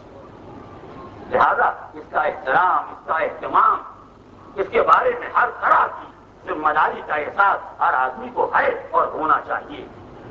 آپ جانتے ہیں اور میرے مزاج سے باخبر ہیں، میں ہمیشہ قوم کو اس کی ذمہ داریوں سے، فرائض سے آگاہ کرتا ہوں. جو حرام باتیں ہیں ان سے روکتا ہوں. میں کوئی خیرات کی نافذ کرتا ہوں نہ میرا یہ مزاج ہے. لہذا میں اگر آپ سے پیسے کی گفتگو کروں گا تو آپ کے فریضے کی بات کر رہا ہوں، چندے کی بات نہیں. چندہ کہے گا، چندہ کی بات کر، ہمارا فرض ہے، ہماری ذمہ داری ہے کہ اس فرض کو ہم قائم رکھیں. ہر فرد کی ذمہ داری ہے. جو سال میں 10 دن آ سکتے ہیں وہ بھی, اور جو سال بھر آتے ہیں وہ بھی. ہر ایک کی ذمہ داری ہے کہ اس وقار کو برقرار رکھیں, اس عظمت کو برقرار رکھیں جیسے ممکن ہو. آپ کے گھر میں کیا ہوتا ہے اور آپ کے گھر میں کتنا غم منایا جاتا ہے وہ آپ کے گھر کا مسئلہ ہے, مگر یہ مسئلہ اجتماعی طور پر ہر آدمی کے لیے اہمیت رکھتا ہے. اور یہ فریضہ ہے جس کی طرف میں آپ کو متوجہ کر رہا ہوں. آپ کی ذمہ داری سمجھ کے, یہ کوئی چندے کی اپیل نہیں ہے, بھول جائیے. چندے کی اپیل میں نے کبھی کی ہے اور میں کرتا ہوں جتنا جس کا فریضہ ہے. اسی لیے ہمیشہ آپ نے میری زبان سے خمس کے بارے میں سنا, زکات کے بارے میں سنا, تو فراغ کے بارے میں سنا. ورنہ اگر میں چندے کی اپیل کروں تو میرے ساتھ جتنی ذمہ داریاں ہیں شاید بہت سے لوگ سنیں گے تو خدا نہ کرتا ان کے ہاتھ پاس ہو جائے. میرے پاس الحمدللہ پورے ہندوستان میں 650 اسکول ہیں جن کا 25 لاکھ روپیہ سال کا خرچ ہے. 450 تنظیم مقاصد کے اسکول پاکستان میں کام کر رہے ہیں جن کا لاکھوں روپے کا خرچ ہے. مگر آپ بتائیے, میں نے کبھی آپ کو پیسے کی اپیل کی؟ آپ تو سال بھر میرے ممبر کی جا کے بیٹھتے ہیں. میں اپیل کا قائل نہیں ہوں, نہ چندے کا قائل ہوں. میں ہر آدمی کو اس کا فریضہ بتاتا ہوں. تعلیم دین کے بارے میں آپ کی ایک ذمہ داری ہے جو خمس و زکات سے پوری ہوتی ہے. فرض اعضاء کے بارے میں آپ کی دوسری ذمہ داری ہے جس میں آپ کو حصہ لینا آپ کی ذمہ داری ہے. یہ نہیں ہے کہ اگر آپ نے 4 پیسہ خرچ کر دیے تو مجھ پر یا کسی منتظم پر یا کمیٹی یا انجمن پر کوئی احسان کیا. آپ نے اپنے فرض کو ادا کیا, اور اگر نہیں کیا ہے تو اپنے فرض میں کوتاہی کی ہے جس کا جواب آپ کو روز قیامت دینا ہوگا.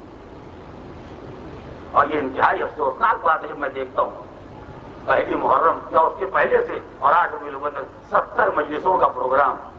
کسی صاحب کی صبح مشکل تمام 5 نکلا ہے, کسی کو 10 نکلا ہے. 5 روپے 10 روپے میں تو اپنے گھر میں کسی کو ایک باری چائے نہیں پلاتے.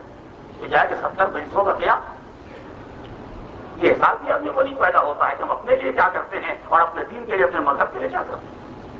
ہم اپنے لیے کیا کرتے ہیں جس پر کوئی قربان ہونے والا نہیں ہے, اور ان کے لیے کیا کرتے ہیں کہ جن پر ہم خود قربان ہو رہے ہیں.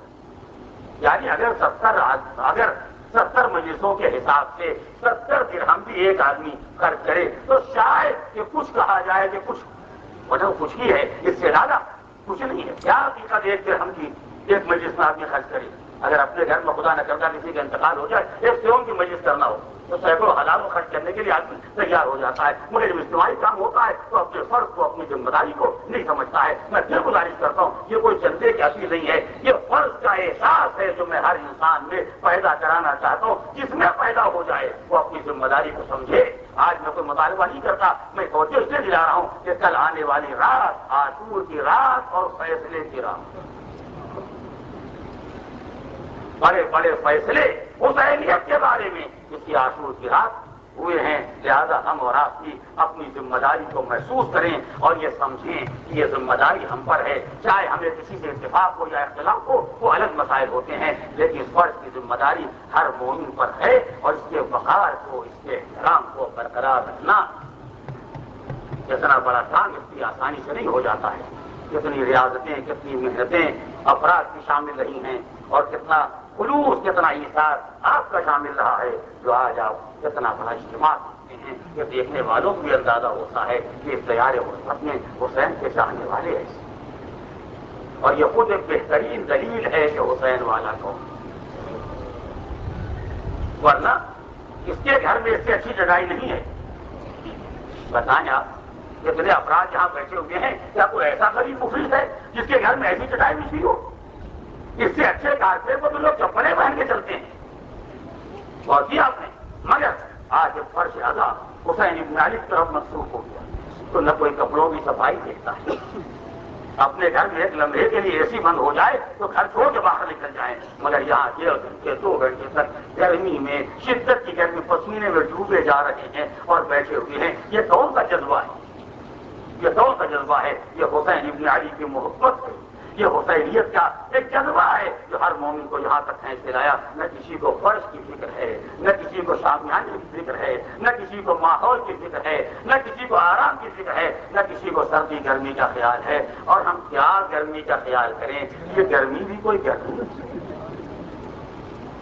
ہم کیا ماحول کو دیکھیں, رات کی ٹھنڈک میں اور ہلکی ہلکی ہوا کا جھونکا جو آ جاتا ہے, ایسے ماحول میں ہم اگر بیٹھے ہوئے ہیں تو یہ کوئی گرمی ہے. گرمی کا حال کوئی ان سے پوچھے جن کو 3 دن سے پانی نہیں ملا. گرمی کا حال کو ان سے پوچھے جو خیموں میں زندگی گزار رہے ہیں 2 محرم سے اور 10 محرم تک 8 دن تک اس ریگستان میں خیموں میں جنہوں نے زندگیاں گزاری ہوں، جنہوں نے ان مصائب کا سامنا کیا ہو، وہ جانتے ہیں کہ گرمی کیا ہوتی ہے، پیاس کیا ہوتی ہے، مصیبت کیا ہوتی ہے۔ ہم تو ان مصائب کا احساس بھی نہیں کر سکتے ہیں۔ اگر احساس کرنے واقعاً تو انسان کا کیا عالم ہوگا میں سوچ نہیں سکتا۔ یہ تو ہلکی سی توجہ پیدا ہو جاتی ہے جو آنکھوں سے آنسو نچوڑ لیتی ہے، یہ ہلکا سا خیال پیدا ہو جاتا ہے جو آنکھوں سے آنسو بہنے لگتے ہیں۔ آج میں اپنے کس جوان سے تم بتاؤ تمہاری عمر جب 18 سال کی تھی، یا میرے نوجوانوں اگر تمہاری عمر آج 18 سال کی ہے تو تم بتاؤ زندگی کے بارے میں تمہارا جذبہ کیا ہے؟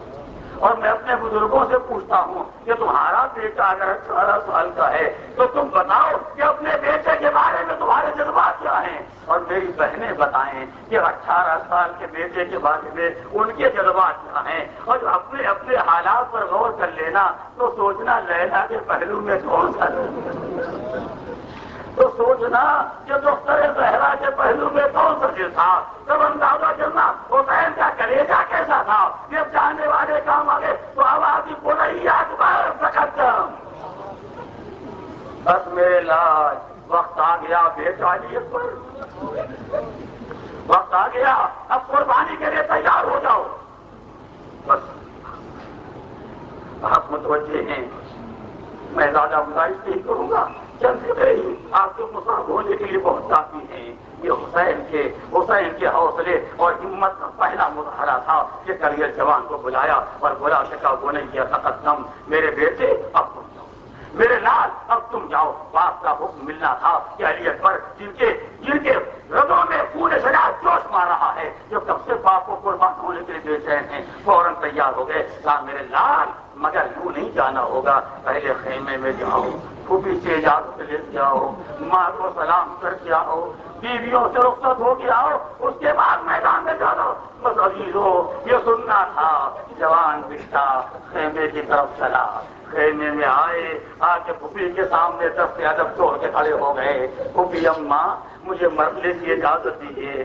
زینب نے اپنے لال کو سر سے پیر تک دیکھا۔ ہاں میرے لال، ہاں میرے لال، میں نے تمہیں 18 سال اسی دن کے لیے پالا تھا کہ تم مجھ سے مرنے کی اجازت لینے کے لیے آؤ گے، مگر میرا بھیا مر گیا نہیں گیا ہے، لہٰذا اکبر میں تمہیں روک نہیں سکتی۔ اگر تم قربان ہو جاؤ میرا بھیا تھوڑی دیر کی بچہ ہے، تم ایسے کتنے علی اکبر قربان کر سکتے؟ اجرکم اللہ، خدا کو کسی غم میں نہ رلائے سوائے ہمیں آل محمد۔ رخصت کیا، ماں سے رخصت ہوئے، بس 2 جملے اور سنے عزیزوں، اور بہت ہو گئے تھے آپ سب سے رخصت ہوئے، اور رخصت ہونے کے بعد اب خیمہ گاہ سے باہر چلنا چاہتے ہیں۔ ایک مرتبہ بیویوں نے کہا علی اکبر ایک لمحے تجھے ٹھہر جاؤ، علی اکبر ایک لمحے کے لیے ٹھہر جاؤ۔ علی اکبر نے کہا بیویوں تمہیں تو معلوم ہے کہ وقت کتنا نازک ہو گیا ہے، میرا باپ اندر کا یاد اب گرا ہوا ہے، چاہنے والے سب راہ خدا میں قربان ہو گئے، جلدی بتاؤ کہ مجھے کیوں روکا ہے؟ کیا ٹھہرو، سیدرانیوں نے حلقہ بنایا۔ میں نے مقصد میں ذکر دیکھا، سیدانیوں نے حلقہ بنایا علی اکبر حلقے کے درمیان۔ ایک مطلب بیویوں نے بیک زبان ایک جملہ کہا، علی اکبر جاتے ہو تو جاؤ مگر ارحم غربتنا، اے علی اکبر ہماری غربت کو رحم کرنا، اے علی اکبر ہماری بے کسی کا خیال رکھنا۔ میں یہ سننا تھا ایک شیطان نے بول کے دیکھا، ارے بیویوں تمہیں اپنی غربت کا خیال ہے، میرے بابا کی غربت کا مجھے رخصت کرو۔ ارے میرا بابا اکیلا ہوا جا رہا ہے، جانے والے قربان ہو گئے، مجھے رخصت کرو۔ سیدانیوں نے رخصت کیا، علی اکبر کرے خیمہ کے قریب آئے، خیمے کا پردہ اٹھایا۔ نہیں سن سکو گے عزیزوں، اور 2 ہی مرحلے ہیں اور 3-4 منٹ کے اندر مجلس تمام ہو رہی ہے۔ علی اکبر نے خیمے کا پردہ اٹھایا، باہر نکلنا چاہتے مگر راضی کہتا ہے کہ میں نے دیکھا علی اکبر نے جیسے خیمے سے قدم باہر نکالنا چاہا کسی نے دامن پکڑ کے کھینچ علی اکبر واپس چلے گئے، پھر خیمے کا پردہ اٹھا، پھر جانا چاہتے ہیں، پھر کسی نے روک لیا، 7 مرتبہ خیمے کا پردہ اٹھا اور اب اکبر نکلے تو اس شان سے نکلے جیسے بھرے گردے سے راستہ نکلتا والوں، میرے بھائیوں، میرے بزرگوں، میں مجھے جملہ کہنا جہاں تک سوچ سکو سوچ رہا ہوں۔ مجھے مقصد میں کوئی فکرہ نہیں ملا، مجھے روایت میں کوئی لفظ نہیں ملا، مگر مجھے سوچ رہا ہوں کہ پھوپھی نے تو رخصت کر دیا، بیویوں نے تو خدا حافظ کہہ دیا، ماں نے تو روکا نہیں، یہ کون ہے جو علی اکبر کو بار بار روک رہا؟ یہ کون ہے جو علی اکبر کو بار بار روک رہا؟ اے عزیزو، نام تو کوئی نہیں ملا، مگر خیال یہ کہتا ہے کہ اگر کسی بزرگ نے روکا ہوتا تو بہادر بابا ہوتا۔ یہ کون ہے جو دامن پکڑ کے کہہ رہا ہے؟ عجب نہیں، چھوٹی بہن نے کہا بھیا بھیا علی اکبر کہاں جا رہے ہو؟ علی اکبر نے دامن چھڑایا، بس آخری جگہ خدا کو کسی سمجھ میں اڑائے روایت میں آئے محمد دامن چھڑایا، باپ کے سامنے آئے، آپ نے بیٹے کو تیار کیا، سجایا، گھوڑے پر بٹھایا، جاؤ میرے لال جاؤ، مگر ایک بات کا خیال رکھنا، جب تک میرا تمہارا سامنا رہے ایک مڑ مڑ کے دیکھتے رہنا، اور رونے والوں بات مکمل ہو گئی، علی اکبر چلے، علی اکبر چلے، میدان میں کچھ دور چلے گئے، ایک آہٹ محسوس کی، آہٹ محسوس کی، مڑ کے دیکھا صحیح بات کا بات ہم اے بابا آپ نے تو رخصت کر دیا تھا، کیا آپ کیوں آئے؟ کیا بیٹا اگر تم بھی صاحب اولاد ہو صاحب اولاد ہوتے تو تمہیں اندازہ ہوتا کہ جوان کے میدان میں جانے کے بعد صحیح بات کا کیا عالم ہوتا ہے۔ علی اکبر نے روک دیا، حسین چلے گئے، تھوڑی دیر کے بعد آواز یا بتا علیک منی السلام، اے بابا میرا آخری سلام ہے، حسین گرتے پڑھتے چلے، آواز یا علی، نہ تو سمجھے یا علی، میں نہیں جانتا کسے بلا رہے ہیں، شاید باپ کو آواز دے دو بابا، جوان کے سرانے جا رہا ہوں، یا علی اکبر کو پکڑ دو، دیکھا اب کچھ تو جا ہی نہیں دے رہا، آواز تو صحیح باپ تیری آواز کے سہارے آ جائے، دوسرے گانے گرتے پڑتے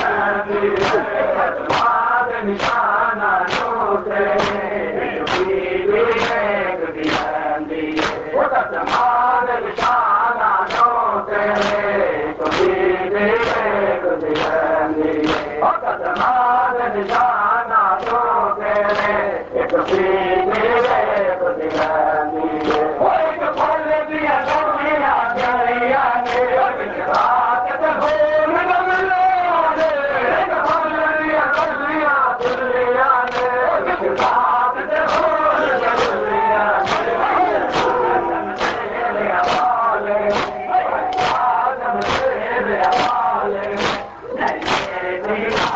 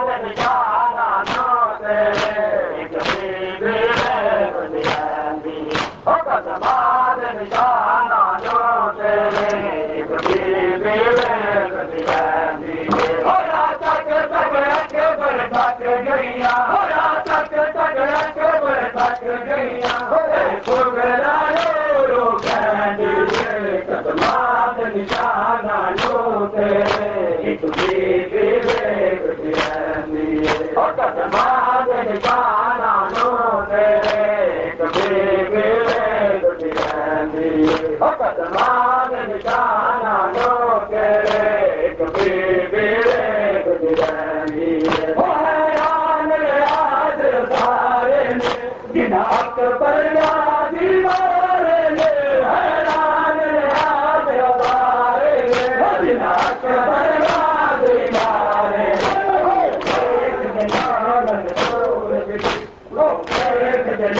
مجبور تو کوئی شانتی دماغ نشانانو تیرے کبھی بیڑے گزری دماغ نشانانو تیرے کبھی بیڑے گزری حیران ریاض سارے میں گناہ پر یادی مارے حیران ریاض سارے میں گناہ پر یادی مارے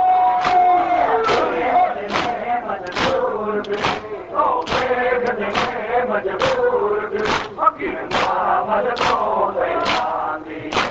دماغ نشانانو تیرے کبھی بیڑے گزری دماغ نشانانو تیرے کبھی بیڑے گزری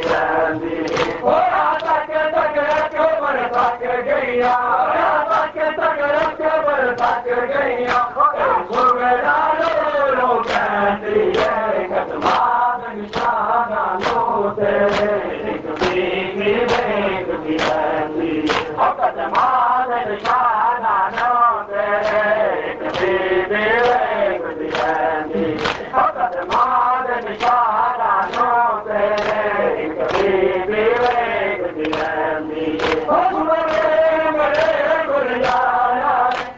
بول کے پھر ملانا ہے تمہارے میرے دل جانا ہے بول کے پھر ملانا سوچ دے سوچ دے کبھی شانتی دماغ نشانانو تیرے کبھی بیڑے گزری دماغ نشانانو تیرے کبھی بیڑے گزری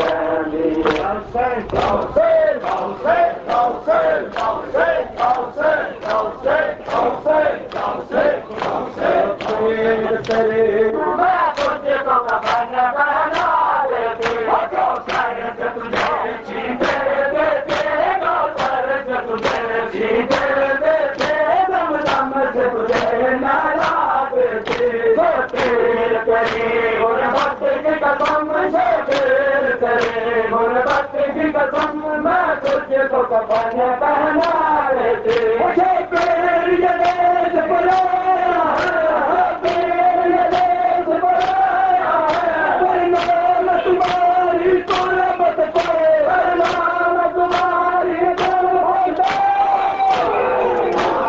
گلیوں کے انبار لگاتے گلیوں کے پھولوں کا می برسا دیتے تیر چلے غربت کی قسم سے غربت کی قسم میں تجھے تو کفن پہنا دیتی شبیر یہ دیش بلایا ہے شبیر یہ دیش بلایا ہے ورنہ تمہاری تربت پہ ورنہ تمہاری تربت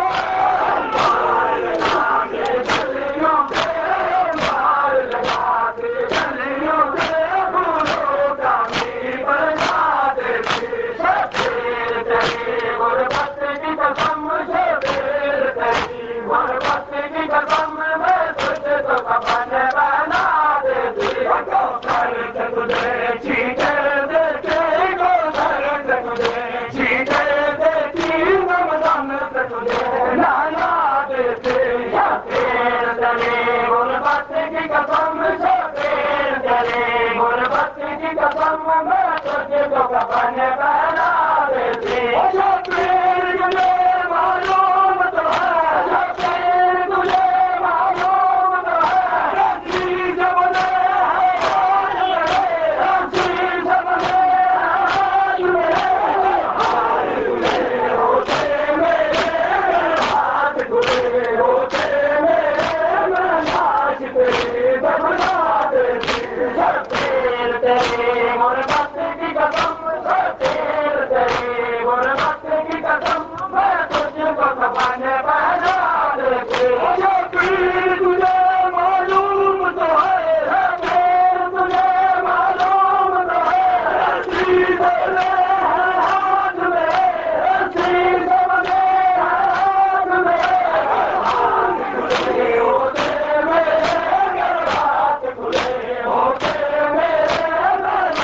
تیری تو بھلا دیتی شبیر تیری غربت کی قسم شبیر تیری غربت کی قسم میں تجھ کو کفن پہنا دیتی کوثر سے تجھے چیٹے دیتی کوثر سے تجھے چیٹے دیتی دم دم سے تجھے نالا دیتی شکیہ رتی ادھورے شکیہ